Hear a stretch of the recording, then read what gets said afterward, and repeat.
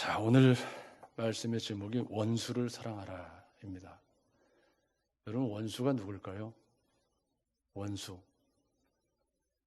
일단 이 원수라는 말은 원어는 에크드로스라는 그 헬라어인데 증오하는, 미운, 또 혐오스러운, 밉살스러운 이런 사람을 원수.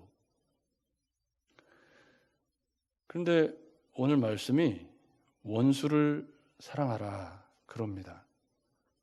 근데 가만히 보니까 본문이 어떻게 시작이 됐냐면 그러나 그래요. 그러나 이 그러나가 얘기하는 건 앞에 인자로 말미암아 사람들이 너희를 미워하여 멀리하고 욕하고 너희 이름을 악하다 하여 버릴 때에 너희에게 복이 있다. 이 말씀에 연결되어져 있다는 걸 알 수가 있어요. 그러니까 이 그러나는 좋은 상황은 아닌 거죠. 앞에. 그러면 이제 그러나 너희 듣는 자에게 내가 이르노니, 여기 듣는 자는 그럼 누굴까요? 듣는 자는 물론 앞에 이때 기도하러 산에서 이제 예수님이 내려오셔서 12 제자를 택하시고 20절 말씀에 보면 눈을 들어 제자들을 보시고 이르시되 그랬거든요. 그러니까 이 제자들은 12 사도 말고 우리는 말하면 이제 예수 믿는 사람들인 거예요. 그 사람들에게 얘기하는 내용이 계속되고 있는 거죠. 그러니까 연결되어 있는 거예요. 맞죠? 그렇다면 앞에 20절부터 우리가 살폈던 26절까지의 주제를 저희가 2주가 지났으니까 다시 생각을 해보면 그때의 제목을 지금과 그날 이라고 했습니다. 그 지금과 그날 사이에 우리가 어떻게 살아야 되느냐? 심령이 가난한 자로, 애통하는 자로, 그죠? 의에 줄이고 목마른 자로, 그리고 의를 위해 핍박을 받는 자로 살아야 한다. 이게 이제 누가의 정리, 4가지만 정리를 했던 거죠. 여러분 기억나시죠? 이게 이제 긍정적인 측면에서 지금과 그날 사이에 대한 이야기라면 오늘 27절부터 36절까지도 지금과 그날 사이의 삶을 이야기하는 건 똑같습니다. 그죠? 그럼 지금과 그날 사이는 무엇을 의미하냐면 우리가 오늘이라고 일컫는 이 말세, 지금 우리가 살고 있는 시간들을 의미한단 말이에요. 그럼 우리가 살고 있는 이 시대에 앞쪽에는 이제 팔복 중에 4가지를 이야기를 하면서 지금과 그날 사이를 이런 심령으로 살아야 된다라고 말씀을 했고, 오늘은 좀 더 구체적으로 원수를 사랑하며 27절에 내가 듣는 자에게 내가 이르노니 너희 원수를 사랑하며, 이게 제목입니다. 그리고 뒤에 보면 갑자기 원수를 사랑하라가 어디 나오죠? 네, 35절에 오직 너희는 원수를 사랑하고 선대하며, 이게 우리가 흔히 이제 봉투 구조라는 건데요. 그러면 이 27절과 35절 사이에는 뭐가 들어있죠? 원수를 사랑하는 내용이 들어있는 거예요. 그죠? 봉투라는 건 그런 거잖아요. 여러분 맞죠? 그럼 원수를 사랑한다는 게 구체적으로 어떻게 사는 건가? 원수가 누군가? 그러니까 우리가 생각하는 원수와 본문이 이야기하는 원수는 조금 다른 것 같단 말이죠. 그 원수가 누군가를 잘 이해하면서 원수를 사랑한다는 게 구체적으로 어떤 삶을 살아가는 것인가에 대한 주님의 가르침을 조금 더 이해할 필요가 있습니다. 그런데 27절과 35절 사이에 원수를 사랑하라는 말씀이 들어있고 가운데 중간 결론이 31절이에요. 이 31절이 마태복음에서는 황금률이라고 해서 아주 굉장히 중요하게 언급이 되고 이 온 율법과 선지자의 강령, 요약판이다라고 설명을 마태가 했던 바로 그 말씀이거든요. 그러니까 사실은 제목은 원수를 사랑하라지만 그 원수를 사랑하라는 말씀의 중간 결론은 황금줄입니다. 너희가 남에게 대접을 받고자 하는 대로 너희도 남을 대접하라.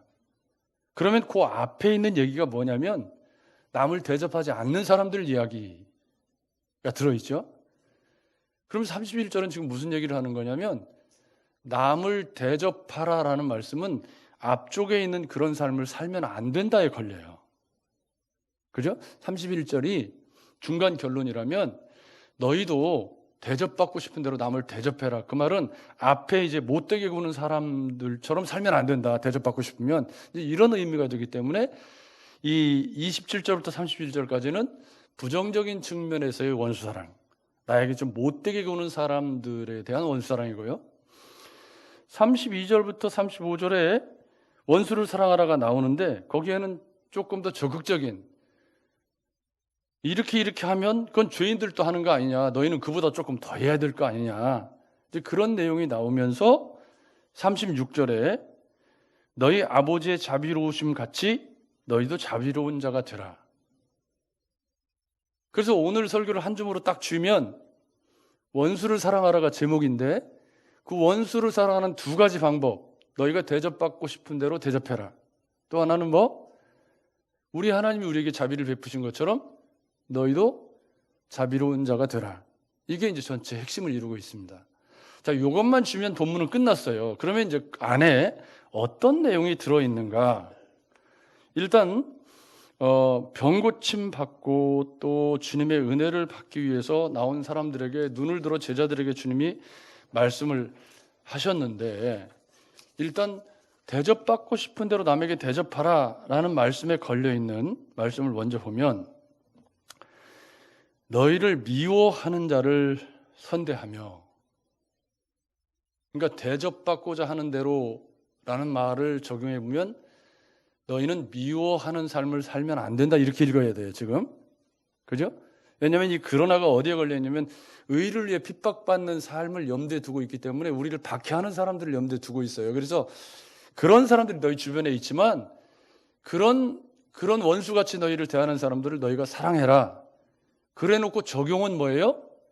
너희가 대접받고 싶으면, 다른 사람한테 대접받고 싶으면 너희는 이렇게 살면 안 된다, 이런 거죠. 그러니까 이 말씀을 내용적으로 잘 읽어보면 너희가 대접받고 싶은 대로 대접하는 삶을 살라는 내용의 의미는 미워하는 삶을 살면 된다, 안 된다? 안 된다는 말이죠 지금. 여러분 맞죠? 사실은 남을 미워해 보면 알지만 미워하는 사람이 더 불행한가요? 미움을 받는 사람이 더 불행한가요?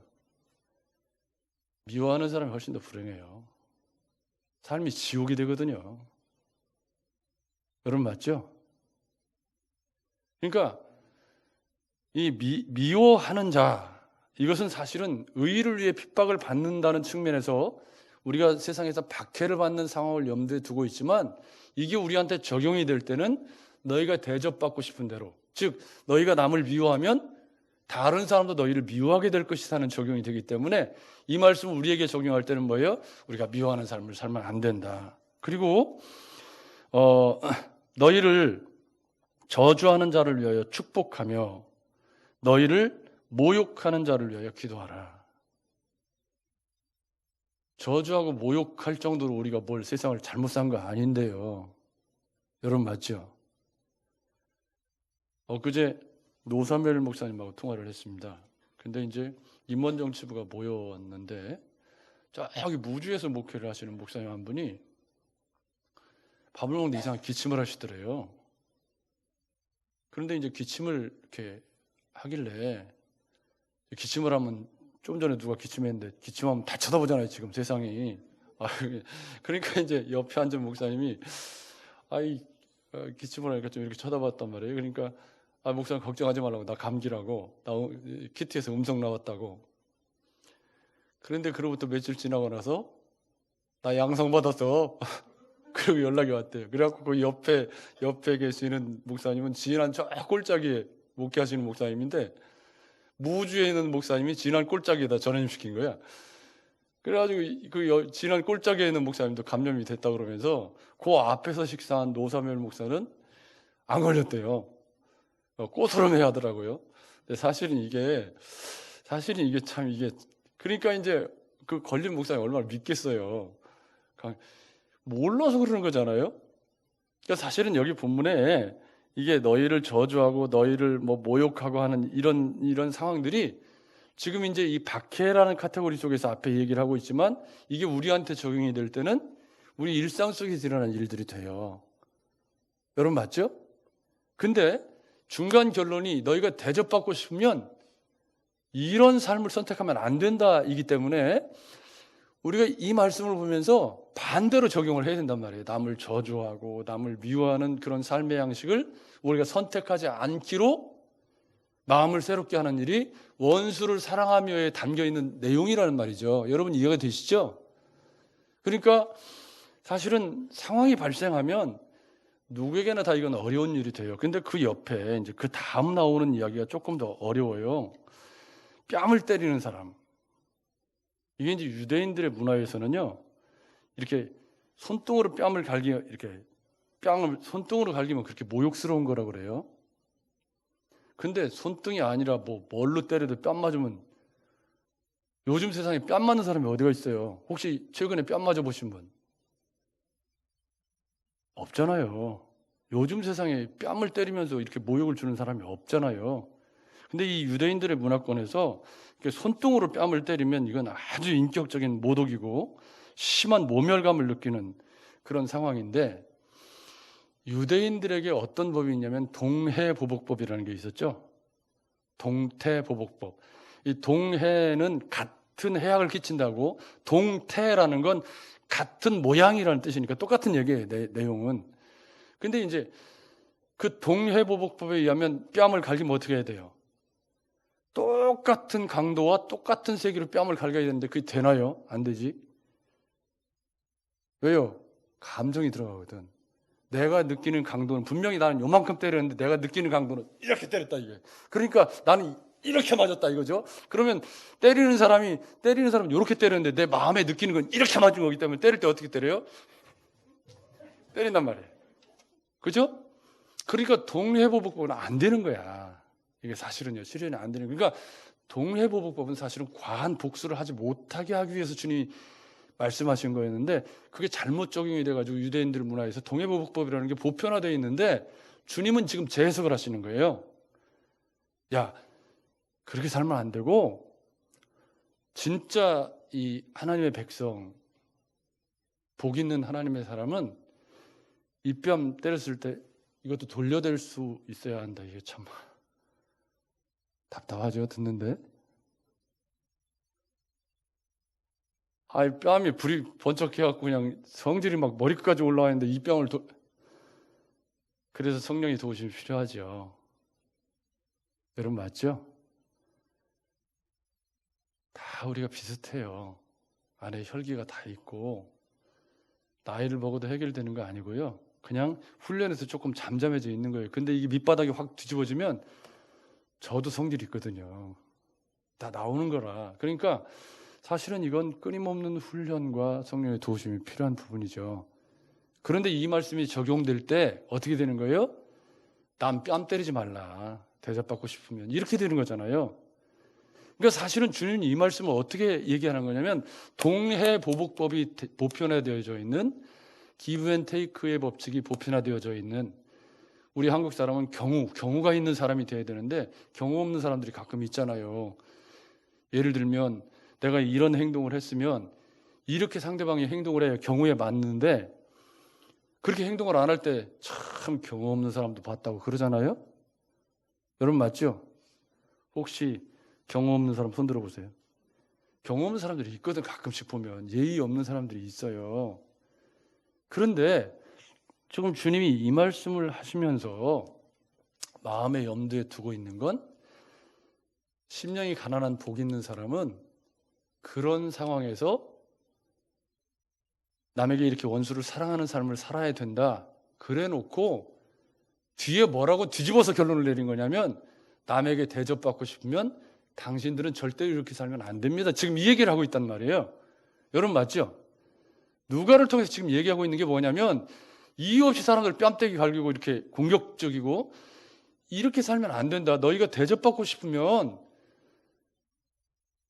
그러면 그런 삶을 선택하면 안 된다라는 얘기가 지금 31절이기 때문에 사실은 이 내용은 뒤집어서 읽어야 맞는 거예요.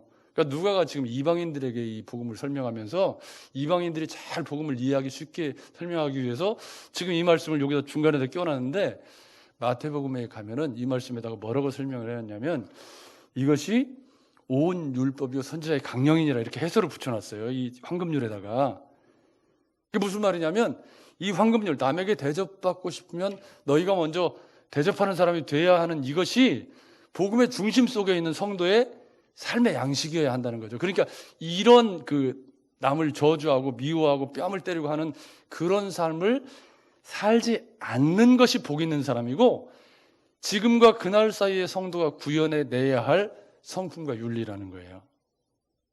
특히 이제 여기 옷을 빼앗는 것은 조금 더 심각한데요. 이게 무슨 말이냐면, 간단히 정리를 하고 있지만 마태가 정리한 걸 보면 조금 더 심각해요. 이게 뭐냐면, 어떤 사람과 소송이 걸렸습니다.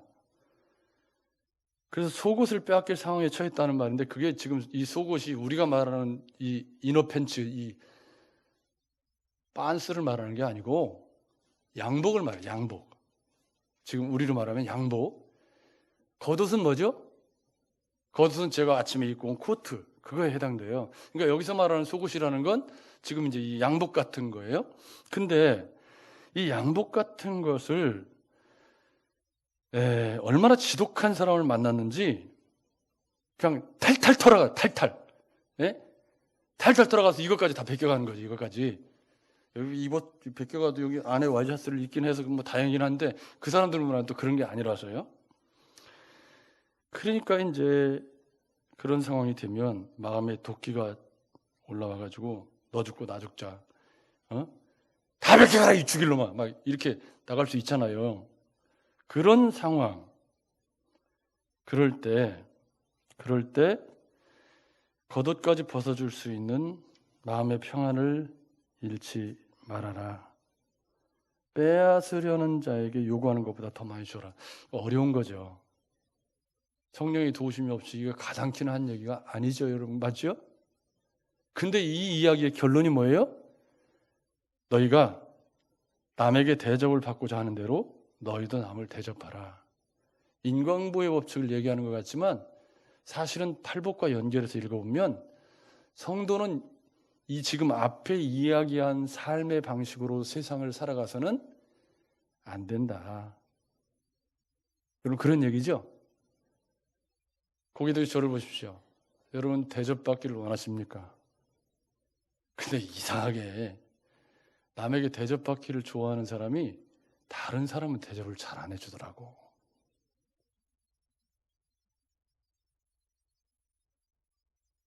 한번 가슴에 손을 얹고 한번 생각해 보세요. 내가 다른 사람을 잘 대접하고 인정해 주는 사람인가? 근데 다른 사람한테 베풀 줄도 모르고 그냥 대접할 줄도 모르고 그러면서 남이 날 대접해 주기를 바라는 건 뭐죠? 도둑놈 심보잖아요. 그런데 주님은 지금 이 상황을 어떻게 적용한 거냐면 박해라고 하는 어려운 상황에다 적용을 시킨 거예요. 그러니까 원수는 누구예요? 원수는 이 본문에서 보면 의를 위해 핍박받게 하는 그런 박해하는 사람들이지만, 내용을 살펴보면 뭐예요? 삶에서 시시콜콜 일어나는 마음 상하는 그런 상황들, 어려운 상황들일 수 있다는 거예요. 여러분, 맞죠? 그러니까 원수가 우리가 생각하는 철천지 원수가 아니고 우리의 삶에서 부딪혀오는 다양한 마음을 상하게 하는 사람, 어렵게 하는 사람, 돈 빌려갖고 안 갚는 사람, 이런 사람들 있잖아요. 그런 사람들을 지금 원수의 카테고리 속에 넣어놓은 거기 때문에 여기서 말하는 원수는 이웃이라고 읽는 게 맞다. 여러분, 맞죠? 그러면 이 부분을 풀어서 읽어보면 어떻게 되냐면, 남에게 대접받고 싶으면 이웃에게 사랑을 베푸십시오. 원수를 사랑하십시오. 이렇게 읽어지는 거예요. 아멘. 아멘. 여러분, 우리가 이걸 놓아버리면 이 황금률, 이걸 황금률이라고 해요. 근데 주님은 분명히 대가의 법칙이 아니라 흘려보내는, 나누고 베풀고 섬기는 삶을 살고, 내가 너희의 발을 씻은 것처럼 너희는 서로 발을 씻어주라고 얘기하셨거든요. 근데 꼭 기브앤테이크의 법칙처럼 이 말씀을 하시는데, 이 대가의 법칙을 얘기하는 게 아니라 앞에 이런 박해라고 하는 어려운 상황들 앞에서 성도 너희는 이것을 기억해야 된다. 뭘? 내가 대접받고 싶으면 남을 대접해 주어야, 그래야 복음도 전파되고, 그래야 그런 상황들을 이겨나갈 수 있는 성도의 힘이 거기서 생기는 거다. 그러니까 이 황금률은 어떻게 보면 성도가 더 나누고 더 베풀고 더 섬기고 원수까지도 용서하고 사랑하는 그런 삶을 살게 되었을 때 성도가 세상의 빛과 소금으로 드러날 수 있고 성도가 세상에서 대접받을 수 있는 길이 열리게 되는 거다. 아멘. 그런 이야기가 되는 거예요. 그 다음 이야기 보면 32절. 만일 너희가 사랑하는 자만을 사랑하면 칭찬받을 것이 무엇이냐? 죄인들도 사랑하느니라. 여러분, 나한테 잘해주는 사람한테 잘해주는 건 다 할 수 있죠. 이건 저한테도 참 어려운 얘기네요. 이유 없이 목회자한테 막 적대적인 사람이 있어요. 어디서 상처를 받았는지. 내가 상처를 준 건 아닌데 어디서 이제 받았죠. 받았는데 모든 목회자가 원수같이 여겨주시는 분들도 혹시 그런 분이 있으시면 마음을 좀 어서 풀으셨으면 좋겠습니다. 불행한 일이잖아요. 상처를 주는 사람이 꼭 있어요. 세상에는 못된 목회자들도 있고 또 정말 비인격적이고 못된 사람들도 있죠. 근데 그 사람이 또 전부는 아니잖아요. 그리고 우리가 믿는 건 예수를 믿는 거지 여기 김종민 목사를 믿는 건 아니잖아요. 여러분 맞죠? 혹시 저를 믿으셨다면 빨리 포기하세요. 저는 믿을 만한 사람이 못 되니까. 아닌가? 좀 말하고 나니까 기분이 좀 안 좋네. 그러니까 이게 지금 나한테 잘해주는 건 누구나 다 할 수 있는 일이지만 지금 이 말씀이 어디에 걸려 있어요? 아버지의 자비로우심 같이. 이게 어디에 걸려 있는 거예요? 주님의 십자가에 걸려 있잖아요. 그죠? 주님의 십자가에 걸려 있는 이 말씀이 결론이에요. 그러니까 나 좋아하는 사람한테 잘해주는 건 그건 세상 죄인들도 다 하는 거니까. 그러니까 조금 더 나가야 된다는 거죠. 그러니까 이쪽 뒤쪽 단락은 수준이 조금 더 높아졌어요. 앞에보다. 더 적극적으로 실천을 해야 된다. 앞에는 나한테 못되게 구는 사람들을 사랑하라는 얘기인데 굉장히 자기를 부인해야 되는 어려운 일이지만 후반부는 거기서 더 나가서 이제 적극적으로 다른 사람들도 사랑하고 베푸는 삶을 살아야 한다. 그래서 나에게 선대하는 자만을 선대하면 칭찬받을 것이 뭐가 있겠냐. 또 받기를 바라고 사람들에게 구워주면 칭찬받을 것이 뭐가 있겠냐. 이 받기를 바라고 이 구워준다는 이것이 고리대금과 관련이 되어 있는 그런 내용이거든요. 이 문맥 속에서는. 그러니까 사실은 그때 당시에 고리대금 풍토가 돈을 이렇게 꾸고자 할 때 부자들은 갚을 능력이 있는지 완전히 그 담보를 다 확인한 다음에 돈을 빌려. 뭐 지금도 마찬가지지만요. 제가 사태 때문에 은행에서 돈을 빌리는데요. 국민은행에서 자격이 안 된다고 안 빌려준대. 그래갖고 서류를 다 넣는데 안 돼. 이런 표현을 쓰면 안 됐잖아요. 그래가지고 어떻게 해가지고 이제 농협을 통해서 이렇게 대출을 받아갖고 했는데 그때 제가 알았어요. 가난한 사람들은 은행한테 돈 빌리는 게 참 어려운 일이구나. 굉장히 어렵더라고요. 더 어려워졌죠, 지금 이제. 더 어려워졌는데 여기 보면 이 고리대금을 하는 34절 그런 이야기에 연결이 되어서 그렇게 하지 말아죠, 지금. 그러면서 받기를 바라고 사람들에게 구워주면 칭찬받을 것이 뭐냐. 죄인들도 그만큼 받고자 하여 죄인에게 구워주느니라. 세상 사람들 다 하는 수준에서 살아가는 것은 그건 그리스도인의 삶의 자세가 아니다라는 말이죠. 그러면서 다시 너희는 원수를 사랑하고 선대하며 아무것도 바라지 말고 구워주라. 여기 보면 여기서 원수는 그럼 누구예요? 여기서 원수는 여기가 사랑하는 자만이 아니라 나를 사랑하지 않는 사람, 원수를 사랑하라는 말이 그죠? 나를 아껴주는, 그리고 나에게 선대하는 사람 말고 그렇지 않은 사람을 원수의 카테고리 속에 넣은 거기 때문에 이 원수라는 말은 실제적인 원수가 아니라 나한테 잘해주는 사람 말고 그렇지 않은 모든 사람을 여기서 원수의 카테고리 속에 넣은 거죠. 따라서 본문에서 원수는 우리가 생각하는 원수와는 좀 다른 원수구나. 이것을 알 수가 있습니다. 그러면서 결론이 뭐냐면 너희 아버지의 자비로우심 같이 너희도 자비로운 자가 되라. 그러니까 황금률을 뒤집어서 이렇게 안을 보면 그 안에 뭐가 들어있는 거예요? 우리 아버지의 자비하심처럼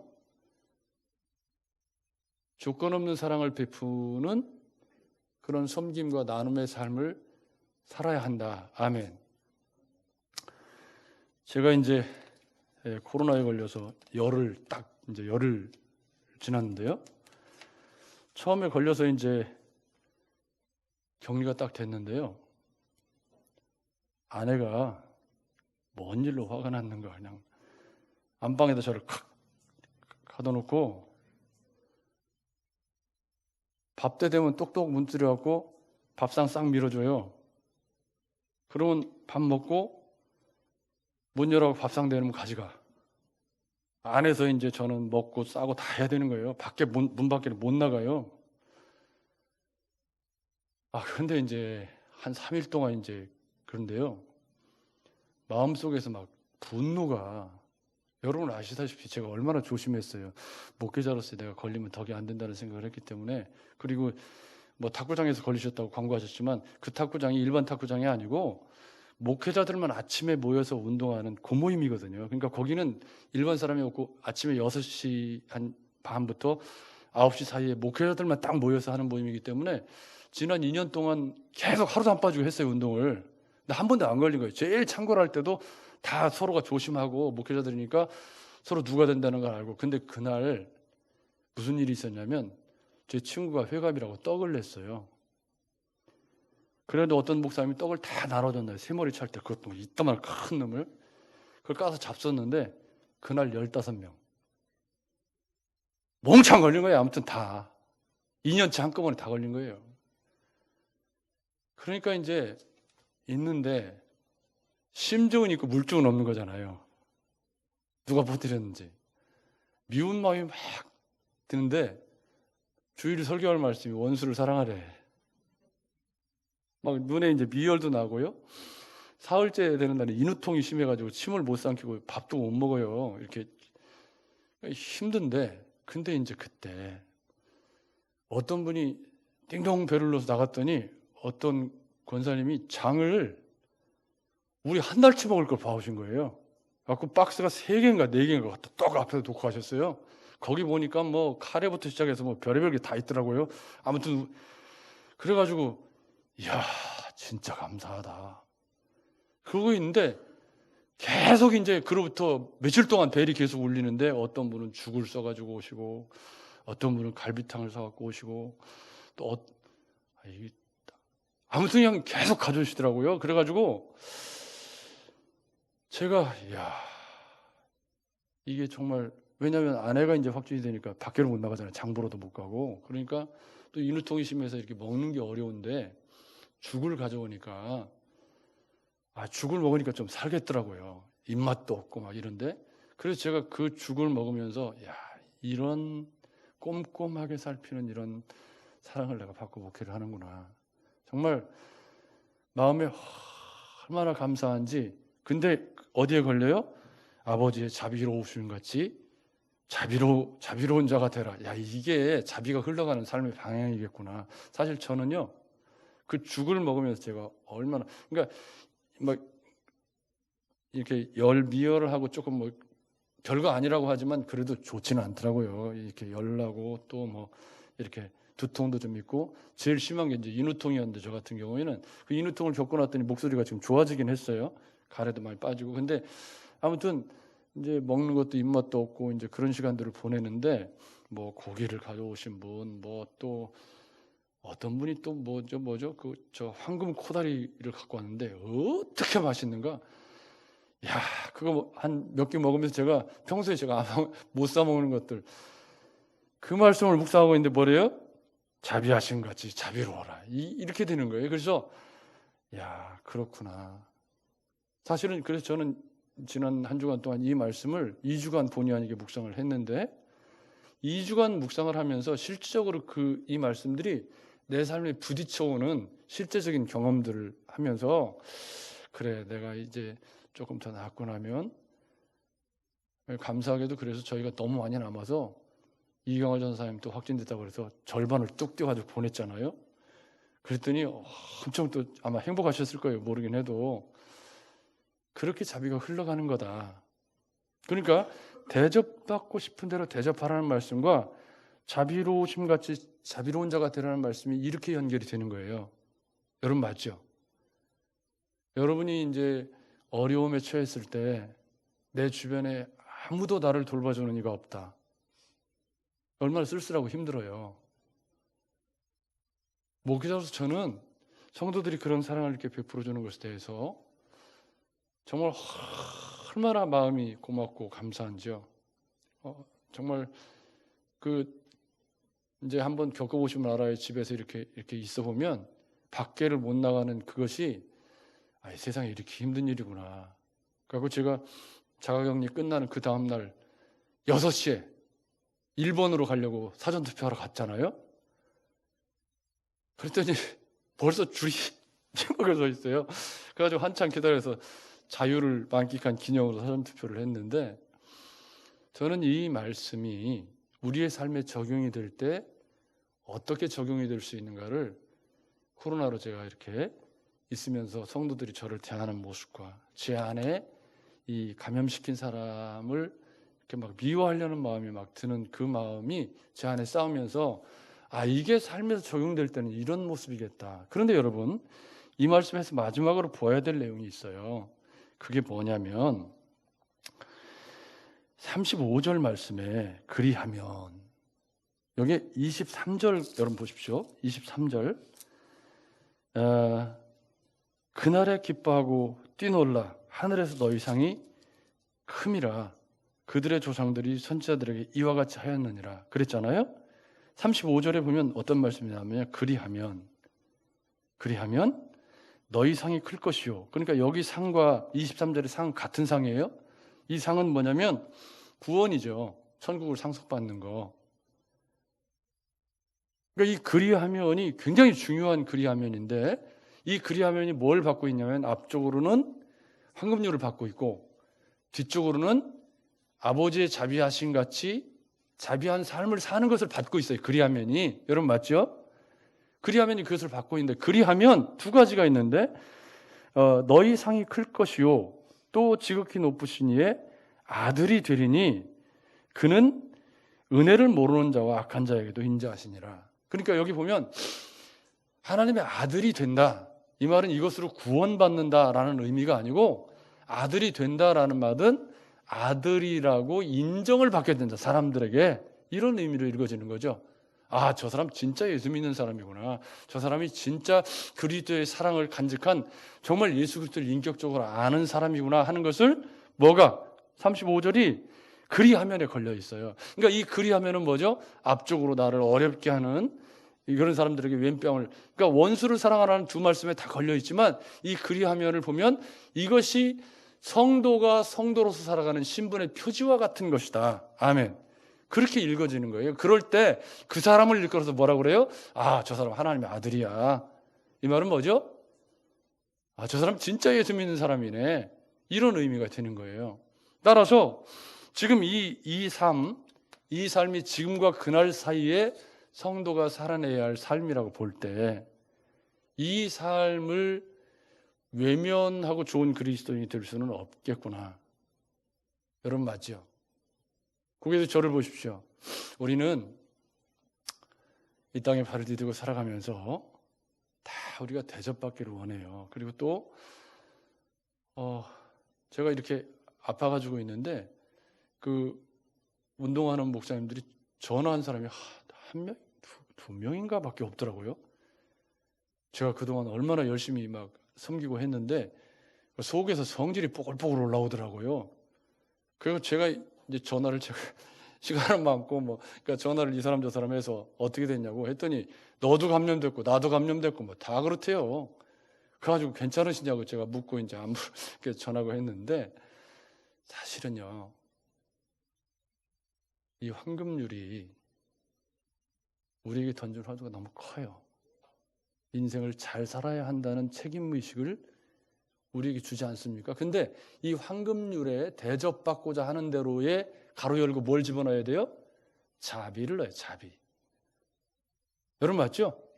36절에 자비를 거기다 넣어야 돼요. 그게 무슨 얘기냐면 우리가 세상에서 그리스도인으로 존재해 나갈 때 하늘의 상, 이건 천국을 상속받는 것이고 그의 아들, 뭐 구원받는 것을 의미하는 것 같은 거예요.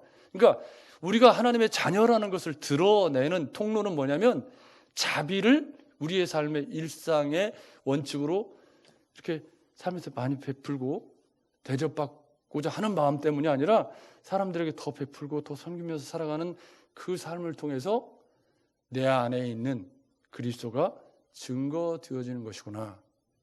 근데 그 삶을 언제 살아야 되는 거죠? 지금이지. 여러분 맞죠? 그러니까 우리 중에 누가 코로나 걸렸다는 소식을 들으시면 혹시 그런 분이 있을지도 몰라요. 저도 아이고 목사님 좀 조심 좀 하지. 어디 가서 싸질러 돌아다니다가 코로나 걸려갖고 안 싸질러 다녔다고 제가 교회 집 밖에 안 갔단 말이에요. 내가 탁구장하고 세 군데밖에. 그러니까 그럴 수 있어요. 그런데 그러지 말고 저희가 이제 경험을 해보니까 약을 어떤 걸 써야 되면 좋은지 알아가지고 다 열심히 또 전도했잖아요. 이렇게 해갖고 약도 갖다 주고 막 이렇게 어려운 사람들에게 전화 한 통 작은 거 하나 베푸는 이것, 그것이 내가 어려울 때 돌아올까요? 안 돌아올까요? 돌아오지. 그럼 원수를 사랑하라는 말은 지금 진짜 원수 얘기가 아닌 거고 무슨 얘기죠? 원수를 사랑하라는 말은 진짜 원수를 지금 사랑하라는 얘기가 아니라 내 주변에 내 자비를 필요로 하는 사람들에게 자비를 베풀었을 때 대접받고자 하는 대로 너희도 대접하는 삶을 살아가는 그것이 원수를 사랑하는 거다. 아멘. 사랑하는 여러분, 그 삶은 지금이에요. 내일 말고 지금. 주님 다시 오실 때까지 마음 씀씀이를 그렇게 가져야 되는 거죠. 여러분 맞죠? 그게 그리스도의 은혜를 간직한 성도의 삶의 자세라고 지금 말씀을 하고 있는 거예요. 바라기는 제가 판단하기에 더 어려워질 것 같아요. 제 주변에도 보니까 목사님들도 벌써 여러 분이 걸렸더라고요. 뭐 이제 어디서 이제 어떻게 걸릴지도 모르고 우리 교회도 우리 청년 하나도 또 아무 증상도 없대요. 근데 검사했더니 양성 나와가지고 전화를 제가 해봤더니 멀쩡해요. 아무 증상도 없대. 근데 양성이에요. 더 어려워질 테죠. 그때 오늘 이 말씀을 우리가 기억했으면 좋겠습니다. 돌아오는 한 주간에 또 우리가 어떤 일을 어떻게 만날지 모르지만 특히 내 인생이 외롭다고 느끼시는 분들, 나는 찾아주는 사람도 없고 나를 알아주는 사람도 없다. 혹시 그런 분들이 우리 주변에 계신다면 오늘 이 말씀을 다시 묵상해 보시기 바랍니다. 사실은 내가 그렇게 된 것에는 어쩌면 오늘 이 말씀이 제대로 실천되지 않았기 때문일 수 있는 거죠. 여러분 동의하시죠? 우리가 조금 더 나를 어렵게 하는 사람들에게 관대하고 조금 더 힘든 사람들에게 자비를 베풀고 조금 더 사랑을 실천하는 삶을 살아갔을 때 내 삶도 덜 외롭죠. 여러분 맞죠? 내가 어려울 때 나를 돌아봐주는 사람들이 조금은 더 많이 생길 거예요. 그러니 새로운 한 주간을 맞이하시면서 어려운 사람 소식 들으면 전화 한 통, 작은 거 하나 찾아보는 그런 사랑, 이것들을 베푸신다면 누가 제일 수지 맞냐면 내가 수지 맞네. 내가. 여러분 맞죠? 내가 그 삶으로 인해서 내가 대접받고 내가 그리스도의 사랑으로 충만해지는 은혜를 잊게 될 겁니다. 바라기는 새로운 한 주간 또 우리가 맞이해서 열심히 살아갈 텐데 삶이 어렵고 힘들지만 그렇지만 이 황금률과 우리 하나님의 자비하심 같이 너희도 자비를 베푸는 삶을 살라는 말씀의 제목이 되고 있는 원수를 사랑하라. 이 말씀을 기억하시면서 내 원수는 진짜 원수가 아니라 누구다? 내 이웃, 나와 가까이 있는 사람이다. 이것을 기억하시고 이 한 주간의 사랑을 많이 베푸셔서 더 대접받고 존경받는 그리스도인으로 승리하시는 저와 여러분들이 되시기를 주의 이름으로 축복합니다.